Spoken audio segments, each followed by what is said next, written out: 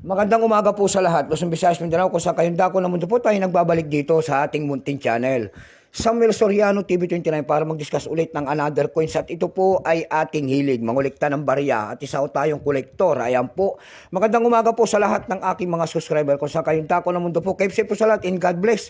Maraming salamat po sa lahat ng aking mga subscriber dyan. Thank you so much sa inyong lahat. Maraming salamat. Yun naman pong nanonood doon sa aking FB page po. Ayan, Samuel Soriano doon sa aking FB page. Lahat po ng aking mga followers doon ay maraming salamat po.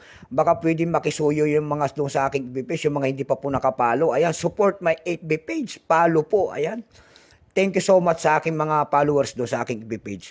Yun naman po hindi pa po nakapag-subscribe dito sa aking YouTube channel po. Ayan, hanyayahan ko sana kayo.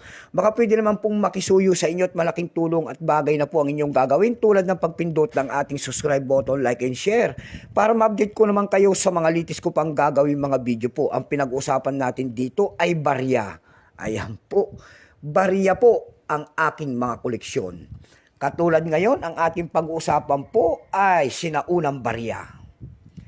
Ayan, makikita nyo po ang isang imahe ng isang lalaki. Ayan po, nakaharap po sa kanan bahagi. Ayan, tad na. Yung may mga bigote-bigote niya, oh. Ayan po, siya po ang dakila natin bayani ni Marcelo H. Del Pilar po, yung 50 centimos po, and then 50 sentimo. Pagkatalikod po natin, ayan, makikita ho natin ang year 1972. Ayan, ang ng barya na ito. And then yung leon po, and then agila, and then tatlong bituin. Ayan, kung ngayon lamang po kayo manood dyan, ayan, yung simbolo po ng leon dyan ay simbolo po ng Espanya. Yung agila po, simbolo po ng Amerika. E yung tatlong bituin po, yan po ay sagisag sa atin tulad ng Luzon, Visayas, Mindanao. Bago tayo magsimula sa ating talakayin, kilalanin mo muna natin siya bago natin may bigay ang presyo. Ayan po. Issue po, Philippines po, period Republic, 1946 up to date po, type standard circulation coins years, 1967 hanggang 1974, value nito 50 centimos po, currency piso, 1967 up to date po, composition yan ay nickel brass, may bigat lamang 8 grams, may haba pong 27.5 mm, may kapal po naman itong 1.95 mm, hugis po, bilog, orientation nito ay coin alignment.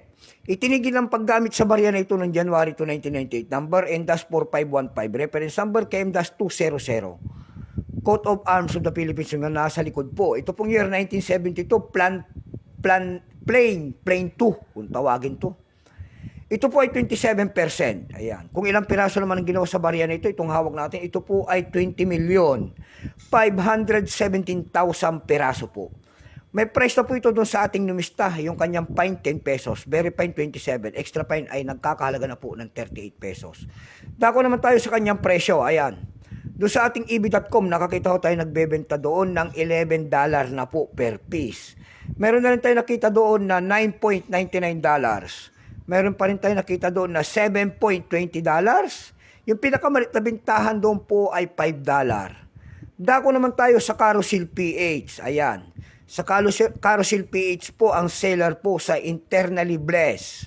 Yung kanya 1970 doon, binibenta niya po ng 3,500 pesos. May namakita naman tayo na bibenta doon ng 180 pesos. Nasundan po yan ng 150 pesos. Ayan lamang po ang aking may babahaging kanyang presyo sa ganda. So hanggang dito na lamang po, Luzon, Visayas, Mindanao, kung sa kayong dako na mundo po. Keep safe po sa lahat and God bless.